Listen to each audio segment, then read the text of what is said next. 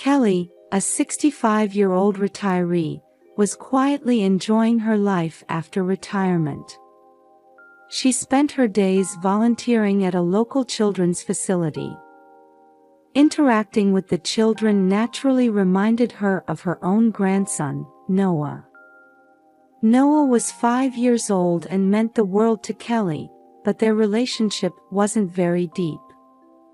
Kelly's son Daniel was in his mid-30s and had been married to his wife Scarlett for several years. Daniel was busy with work, and Noah's care was mostly left to Scarlett. Kelly would sometimes visit Noah, but she wasn't always welcomed. When she went to her son and daughter-in-law's house, Daniel always looked annoyed, and Scarlett didn't try to hide her indifferent attitude. Even when Noah said, "Grandma, hello," there was always a hint of fear in his voice. This bothered Kelly, but she never pursued it too deeply for fear of damaging her relationship with her son and daughter-in-law. One day, while Kelly was volunteering at the facility, she received a call from Daniel. "Mom, Noah is missing." Those words filled Kelly with shock and anxiety. Her son and daughter-in-law said they had filed a missing person report with the police, but something didn't sit right with Kelly. "Why is Noah missing? Do you have any idea?" Kelly asked. "We don't know. When we came home, Noah was gone, and there was only a note left saying, 'Don't look for me,'" Daniel explained. Kelly wasn't satisfied with that explanation. Noah wasn't the type of child to do something like this. He always listened to his parents, and she couldn't think of any reason for him to run away. "Something's not right," Kelly muttered. "I'm going to look for Noah too." Trusting her instincts, Kelly began searching for Noah. She first went to her son and daughter-in-law's house to investigate Noah's room. His room was tidy, and nothing seemed out of the ordinary. However, one photograph caught her eye. It was a photo of Noah smiling, but there was something unnatural about his smile. This child might be hiding something, Kelly thought. She decided to examine Noah's room more closely. That's when she found a small box under the bed. Inside the box were several drawings Noah had made. Upon closer inspection, the drawings seemed to express Noah's inner feelings. He harbored fear and frustration towards his parents and may have been using his drawings to calm himself. One drawing, in particular, caught Kelly's attention. It depicted a boy being scolded by his dad and mom. Kelly was convinced that Noah was troubled. She needed to investigate further to determine why he had run away. Next, Kelly decided to talk to the neighbors. She reached out to people who knew Noah and asked about his demeanor and behavior. Several strange testimonies emerged. Recently, Noah seemed down. "He always walked with his head down," said a neighborhood housewife. "I once heard Noah crying in the middle of the night. But I couldn't tell where it was coming from," another resident said. Hearing these testimonies, Kelly felt there was a high possibility that Noah was dealing with problems at home. She resolved to keep searching for him, never giving up until he was found. One night, Kelly was at home thinking about Noah. She spent a sleepless night praying for his safety. After finishing her volunteer work at the facility, she felt a pain in her chest every time she thought of Noah. How did this happen? Kelly asked herself. "I just hope he's safe." That night, Kelly couldn't sleep. Lying in bed, she checked the clock repeatedly. It was past 2 a.m., and she still couldn't fall asleep when suddenly, she heard a faint voice from outside. "Grandma? Grandma, are you there?" It was Noah's voice. Kelly leaped out of bed in surprise and looked out the window. There stood Noah, covered in mud and in tatters. He was shaking and crying out, "Please, help me." Kelly quickly put on her slippers and rushed outside to Noah. "Noah, I'm so glad you're safe," she said, embracing him as tears streamed down her face. Noah, his face a mess of tears, pleaded, "Grandma, please don't tell Dad and Mom." Kelly hurried to bring Noah inside. His body was cold and covered in mud, and he couldn't stop shaking, so she cleaned him up with a warm shower and gently dried him with a towel. "Noah, what happened? How did this happen?" Kelly asked.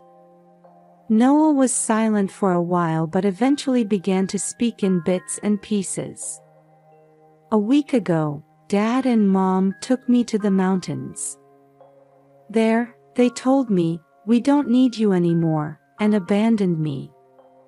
Kelly was stunned by his words, and anger welled up inside her. How could they? She screamed in her heart, but she remained calm to soothe Noah. "So, how did you make it here?" "I came down the mountain and desperately walked. I thought Grandma's house would be safe." Noah continued in a small voice. Kelly was moved by Noah's courage but also felt growing anger towards her son and daughter-in-law's cruelty. "You did well, Noah. You can feel safe now," she said gently. Noah seemed to be gradually calming down. "Grandma, there's more I need to tell you." "You can tell me anything, Noah." "Grandma will listen." Kelly looked at him. Noah took a deep breath and continued, "Dad and Mom were trying to kill me. To get money called insurance." For a moment, Kelly was at a loss for words, but she quickly embraced Noah. "Oh my." Hearing Noah's story, Kelly held him tightly. Her heart burned with anger towards her son and daughter-in-law and a determination to protect Noah. "I'll protect you from now on," Kelly told Noah. "I'll never let you be alone again." Noah's expression softened bit by bit at Kelly's words. He felt that Grandma's house was his safe place and began to open up. Kelly dressed Noah in pajamas and led him to bed. "Rest well here today," Kelly said, gently kissing his forehead. Noah said in a small voice, "Thank you, Grandma," and fell asleep feeling safe. After making sure Noah was asleep, Kelly sat by his side, thinking about what to do next. She decided to continue hiding Noah at home to ensure his safety. Then, the next thing to do was to gather evidence to prove her son and daughter-in-law's abuse. Kelly immediately took action to protect Noah. First, she photographed the bruises and burn marks left on Noah's body as evidence. "It might hurt a little, but bear with it," Kelly said as she captured all of Noah's injuries in the photos. Noah silently obeyed. "You did great, Noah. This will serve as evidence," Kelly said. "Next, let's go to the hospital and have a doctor examine you." Noah looked a little anxious. "What if Dad and Mom find out?" "It's okay, Grandma is with you." "I'll protect you," Kelly answered firmly. The two got in the car and headed to a nearby hospital. Upon arriving, Kelly explained the situation at the reception desk, and Noah was taken in for an examination. In the examination room, the doctor thoroughly checked Noah's body. "This is terrible." The doctor frowned. "He needs immediate treatment, and we must report this to the police." Kelly nodded and explained, "Of course. His parents did this horrible thing to him." The doctor prepared Noah's medical report, documenting the details of his injuries. "This should be enough evidence. I'll also contact the police." After leaving the hospital, Kelly stopped by a supermarket to buy Noah's favorite food to reassure him. "Noah, is there anything you'd like to eat?" Noah thought for a moment and replied, "I want pizza." "Then let's buy some pizza and go home," Kelly said with a smile. She purchased the pizza, and when they returned home, she warmed it up and served it to Noah. "Thank you, Grandma," Noah said gratefully as he ate the pizza with relish. That night, after putting Noah to bed, Kelly's anger and frustration towards her son and daughter-in-law welled up again. She had a strong resolve never to forgive them and was determined to take the next course of action. The following morning, Kelly went to the police station and explained Noah's situation in detail. She submitted the photographs and medical report as evidence and accused her son and daughter-in-law of abusing him. The police took Kelly's complaint seriously and promised to begin an investigation. "Don't worry, we'll start the investigation right away," the police officer said. "We'll take protective measures to ensure Noah's safety." Kelly was somewhat reassured by those words but couldn't fully relax. She felt she couldn't let her guard down until her son and daughter-in-law faced legal consequences. Back at home, Kelly made time to play with Noah to cheer him up.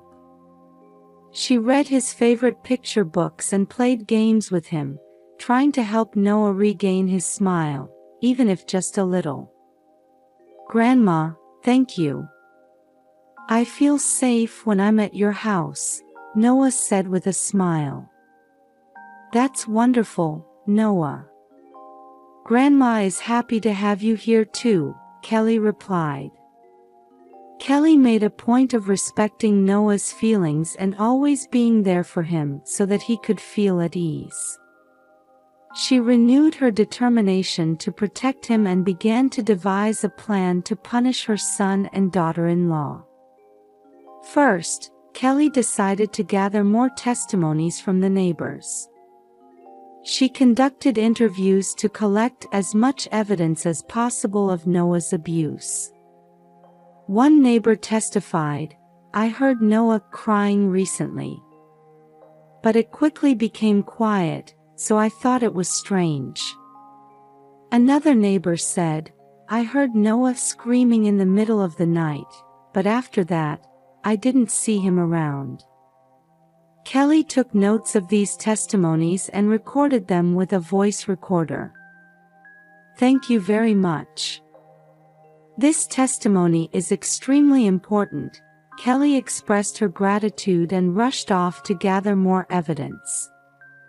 At the same time, Kelly also focused on caring for Noah's emotional well-being.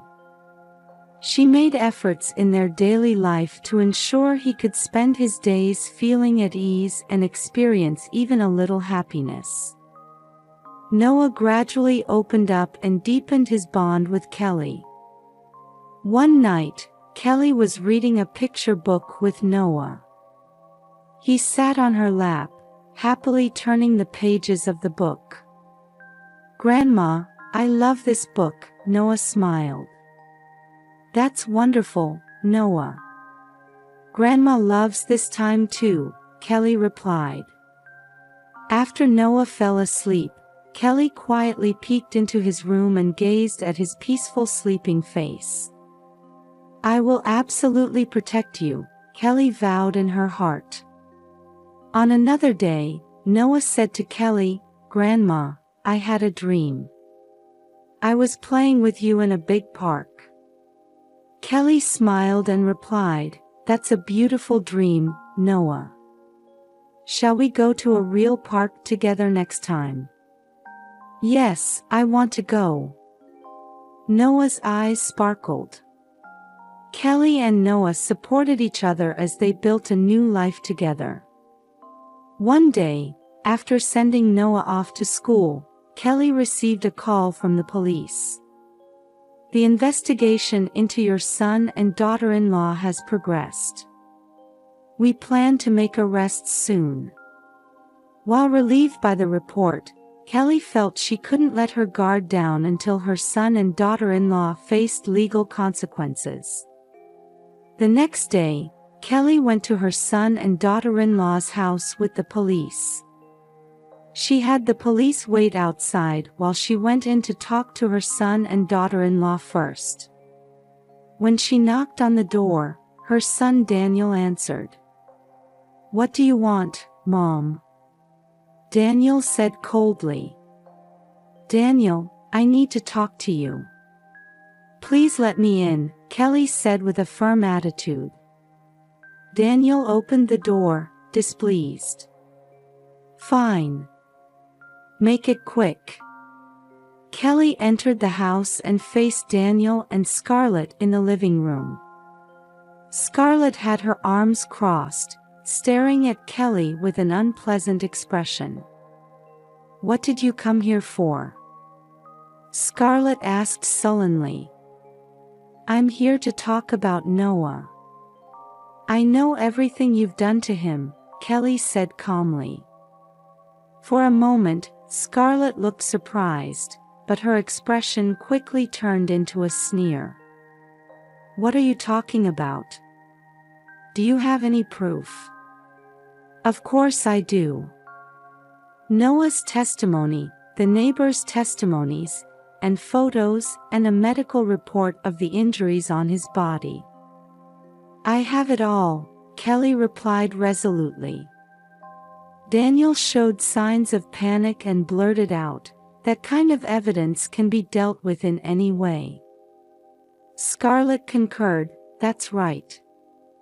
No one will believe we did anything to Noah. We're obviously more credible." Kelly's anger swelled, but she maintained her composure. "You tried to kill Noah. For insurance money. Do you understand how despicable that is?" "Despicable? Don't make me laugh." "We wouldn't be inconvenienced if that child was gone," Scarlett sneered. "That's right. If Noah disappeared, we'd have more freedom," Daniel said cruelly. Kelly was at a loss for words at their statements, and her anger reached its peak. "Do you even have human hearts?" At that moment, police officers entered the room. "Daniel Miller, Scarlett Miller, you're under arrest for child abuse and attempted murder." Daniel and Scarlett were stunned and shouted, "Police! This can't be real. What you've done is absolutely unforgivable. To protect Noah, you must face legal consequences," Kelly said resolutely. Daniel's anger was evident as he shouted, "There's no way we'll be arrested for this. We're innocent." Scarlett also desperately claimed, "This is some kind of mistake. We didn't do anything like that." However, the police officers calmly took them into custody. Kelly expressed her gratitude to the police officers, saying, "Thank you very much. Now Noah is safe." The police officer nodded and said, "Your courage and determination saved Noah. He can now live safely." Kelly immediately returned to Noah. He still looked frightened, but he smiled with relief when he saw Kelly's face. "Grandma, what happened?" Noah asked anxiously. "It's all right now, Noah. Your dad and mom can't hurt you anymore. So you can feel safe," Kelly answered gently. With tears in his eyes, Noah asked, "Really? I don't have to be afraid anymore?" "Yes, you don't have to be afraid anymore. Grandma will always protect you," Kelly hugged him. Noah found solace in Kelly's embrace and cried. "Thank you, Grandma. Thank you so much." Kelly held him tenderly and vowed, "From now on, we'll live happily together, just the two of us." After Daniel and Scarlett were arrested, Kelly and Noah prepared to start a new life. With the help of the police, Kelly was officially recognized as Noah's guardian and proceeded with the necessary steps to ensure his safety. Noah gradually healed his emotional wounds and deepened his bond with Kelly. One day, Noah said to Kelly, "Grandma, I'm a little scared to go to school, but I'll do my best." Kelly smiled gently and replied, "It's okay, Noah. Grandma will always be by your side, so you can feel at ease." Noah started attending a new school and made friends. He would tell Kelly about his experiences at school every day, and she felt joy in watching Noah grow. On weekends, they would go to the park together or read books at the library. Noah gradually regained his cheerfulness. One day, Kelly and Noah were making cookies together in the kitchen. As Noah happily kneaded the dough, he said, "Grandma, when I grow up, I want to be as good at cooking as you." Kelly laughed and replied, "That's wonderful, Noah. Grandma loves cooking with you too." When the cookies were ready, they arranged them on the table and enjoyed them with warm tea. As Noah took a bite of a cookie, he said, "Grandma, thank you. I'm really happy when I'm with you." With tears in her eyes, Kelly replied, "Me too, Noah. Being with you is my happiness." Every time she saw Noah's smiling face, Kelly felt a sense of satisfaction for having protected him. Several months passed, and Daniel and Scarlett's trial began. In court, their cruel actions were brought to light, and the judge handed down a severe sentence. "Daniel Miller, Scarlett Miller, you are guilty of child abuse and attempted murder against Noah. You will now spend a long time in prison," the judge announced calmly. Daniel clenched his fists and muttered, "This wasn't supposed to happen. How did it come to this? We just wanted the insurance money." The judge answered coldly, "Your actions are unforgivable. Endangering Noah's life is absolutely unacceptable." Scarlett broke down in tears and pleaded, "But we loved him. How did it come to this?" The judge shook his head quietly. "It was you who took actions that cannot be explained by the word love. For Noah's sake, you must reflect on your actions." Scarlett whispered through her tears, "Noah, I'm sorry." Kelly and Noah left the courtroom and took a step towards building a new life. Noah held Kelly's hand tightly and said, "Grandma, let's always be together from now on." Kelly smiled and replied, "Of course, Noah. We'll continue to live happily together."